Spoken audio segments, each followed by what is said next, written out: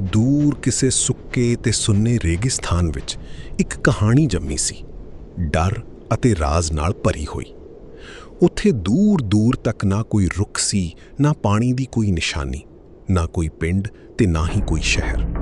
ਸਿਰਫ ਰੇਤ ਦੇ ਟਿੱਬੇ ਤੇ ਤਪਦਾ ਸੂਰਜ। ਉਸ ਰੇਗਿਸਤਾਨ ਦੇ ਵਿਚਕਾਰ ਇੱਕ ਪੁਰਾਣਾ ਖੰਡਰ ਘਰ ਖੜਾ ਸੀ। ਉਹ ਘਰ ਇੰਨਾ ਵੀਰਾਨ ਸੀ ਕਿ ਉਸ ਨੂੰ ਵੇਖ ਕੇ ਹੀ ਰੂਹ ਕੰਬ ਜਾਵੇ। ਦਿਨ ਵਿੱਚ ਵੀ ਉੱਥੇ ਇੱਕ ਅਜੀਬ ਸਨਾਟਾ ਛਾਇਆ ਰਹਿੰਦਾ ਸੀ, ਪਰ ਜਿਵੇਂ ਹੀ ਰਾਤ ਹੁੰਦੀ, ਉਸ ਘਰ ਵਿੱਚੋਂ ਡਰਾਵਣੀਆਂ ਆਵਾਜ਼ਾਂ ਆਉਣ ਲੱਗ ਪੈਂਦੀਆਂ। ਕਦੇ ਚੱਕੀ ਚੱਲਣ ਦੀਆਂ ਕਰਕਰਾਟਾਂ, ਕਦੇ ਘੁੰਗਰੂਆਂ ਦੀ ਛਣਕਾਰ ਤੇ ਕਦੇ ਕਿਸੇ ਦੀ ਹੌਲੀ-ਹੌਲੀ ਰੋਣ ਦੀ ਆਵਾਜ਼।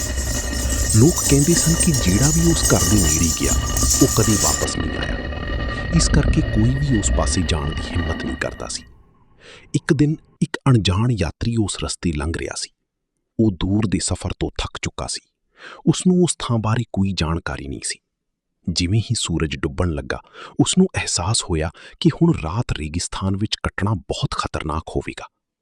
ਉਸ ਨੇ ਦੂਰੋਂ ਉਸ ਖੰਡਰ ਘਰ ਨੂੰ ਵੇਖਿਆ। ਪਹਿਲਾਂ ਤਾਂ ਉਹ ਥੋੜਾ ਘਬਰਾਇਆ, ਪਰ ਫਿਰ ਸੋਚਿਆ ਕਿਉਂ ਨਾ ਅੱਜ ਦੀ ਰਾਤ ਇੱਥੇ ਕੱਟ ਲਈ ਜਾਵੇ। ਹੌਲੀ-ਹੌਲੀ ਉਹ ਘਰ ਦੇ ਕੋਲ ਗਿਆ। ਦਿਲ ਜ਼ੋਰ-ਜ਼ੋਰ ਨਾਲ ਧੜਕ ਰਿਹਾ ਸੀ। ਉਸ ਨੇ ਕੰਬਦੇ ਹੱਥਾਂ ਨਾਲ ਦਰਵਾਜ਼ਾ ਖੜਕਾਇਆ। ਅੰਦਰੋਂ ਇੱਕ ਬੁੱਢੀ ਔਰਤ ਦੀ ਆਵਾਜ਼ ਆਈ। ਕੌਣ ਹੈ ਭਾਈ? ਉਸਨੇ ਡਰਦੇ ਹੋਏ ਕਿਹਾ, ਮੈਂ ਇੱਕ ਰਾਹੀ ਹਾਂ। ਮੈਨੂੰ ਰਾਤ ਪੈ ਗਈ ਹੈ। ਕੀ ਮੈਂ ਇੱਥੇ ਰੁਕ ਸਕਦਾ ਹਾਂ? ਥੋੜੀ ਦੇਰ ਚੁੱਪ ਰਹੀ, ਫਿਰ ਦਰਵਾਜ਼ਾ ਖੁੱਲ ਗਿਆ। ਉਹ ਅੰਦਰ ਗਿਆ ਤਾਂ ਵੇਖਦਾ ਹੈ ਕਿ ਇੱਕ ਬੁੱਢੀ ਔਰਤ ਚੱਕੀ ਚਲਾ ਰਹੀ ਸੀ। ਘਰ ਅੰਦਰ ਬਹੁਤ ਹਨੇਰਾ ਸੀ, ਸਿਰਫ ਇੱਕ ਦੀਵੇ ਦੀ ਲੋੜੀਂਦੀ ਰੌਸ਼ਨੀ ਸੀ। ਚੱਕੀ ਦੀ ਗਰਗਰਾਹਟ ਸਾਰੇ ਘਰ ਵਿੱਚ ਗੂੰਜ ਰਹੀ ਸੀ। ਉਸਨੇ ਹਿੰਮਤ ਕਰਕੇ ਪੁੱਛਿਆ, ਮਾਂ ਜੀ, ਤੁਸੀਂ ਇੱਥੇ ਇਕੱਲੀਆਂ ਕੀ ਕਰ ਰਹੀਆਂ ਹੋ? ਪਰ ਉਹ ਔਰਤ ਕੁਝ ਨਹੀਂ ਬੋਲੀ।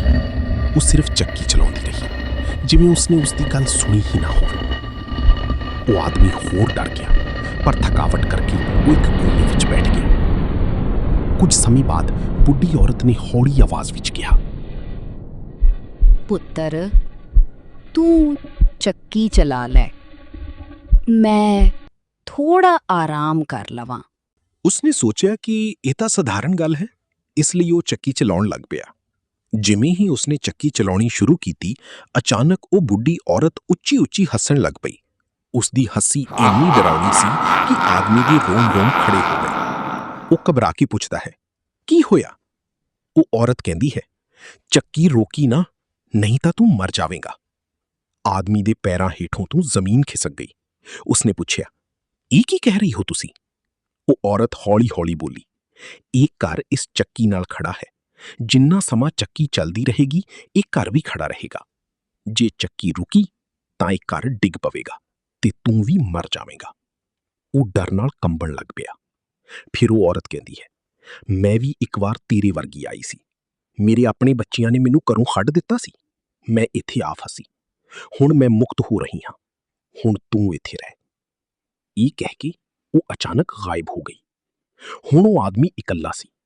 ਚੱਕੀ ਉਸਦੇ ਹੱਥਾਂ ਵਿੱਚ ਸੀ ਤੇ ਉਸਦੀ ਜ਼ਿੰਦਗੀ ਉਸ ਨਾਲ ਜੁੜ ਗਈ ਸੀ। ਉਹ ਲਗਾਤਾਰ ਚੱਕੀ ਚਲਾਉਂਦਾ ਰਿਹਾ। ਇੱਕ ਦਿਨ ਲੰਘ ਗਿਆ, ਫਿਰ ਦੂਜਾ ਦਿਨ। ਉਸਦੇ ਹੱਥ ਸੁੱਜ ਗਏ, ਸਰੀਰ ਥੱਕ ਗਿਆ ਤੇ ਭੁੱਖ ਨਾਲ ਉਸਦਾ ਬੁਰਾ ਹਾਲ ਹੋ ਗਿਆ। ਉਹ ਕਈ ਵਾਰ ਚੱਕੀ ਰੋਕਣ ਬਾਰੇ ਸੋਚਦਾ, ਪਰ ਮੌਤ ਦਾ ਡਰ ਉਸਨੂੰ ਰੋਕ ਲੈਂਦਾ। ਤੀਜੇ ਦਿਨ ਉਸਦੀ ਹਿੰਮਤ ਖਤਮ ਹੋ ਗਈ। ਉਸਦਾ ਸਰੀਰ ਹੋਰ ਨਹੀਂ ਚੱਲ ਸਕਦਾ ਸੀ। ਆਖਿਰਕਾਰ ਉਸਦੇ ਹੱਥ ਰੁਕ ਗਏ ਤੇ ਚੱਕੀ ਰੁਕ ਗਈ। ਅਚਾਨਕ ਘਰ ਕੰਬਣ ਲੱਗ ਪਿਆ। ਦੀਆਂ ਕੰਧਾਂ ਚਿਰਨ ਲੱਗੀਆਂ, ਛੱਤ ਹਿੱਲਣ ਲੱਗੀ। ਉਹ ਆਦਮੀ ਚੀਕਣ ਲੱਗ ਪਿਆ, ਪਰ ਹੁਣ ਬਹੁਤ ਦੇਰ ਹੋ ਚੁੱਕੀ ਸੀ। ਕੁਝ ਪਲਾਂ ਵਿੱਚ ਹੀ ਪੂਰਾ ਘਰ ਢਹਿ ਗਿਆ ਤੇ ਉਹ ਆਦਮੀ ਉਸਦੇ ਹੇਠਾਂ ਦੱਬ ਕੇ ਮਰ ਗਿਆ। ਰੇਗਿਸਤਾਨ ਫੇਰ ਵਾਂਗ ਹੀ ਸੁੰਨਾ ਹੋ ਗਿਆ। ਪਰ ਕਹਿੰਦੇ ਨੇ ਕਿ ਅੱਜ ਵੀ ਉਸ ਥਾਂ ਰਾਤ ਨੂੰ ਚੱਕੀ ਦੀਆਂ ਆਵਾਜ਼ਾਂ ਆਉਂਦੀਆਂ ਨੇ, ਜਿਵੇਂ ਕੋਈ ਹੋਰ ਬੇਚਾਰਾ ਉੱਥੇ ਫਸ ਗਿਆ ਹੋਵੇ।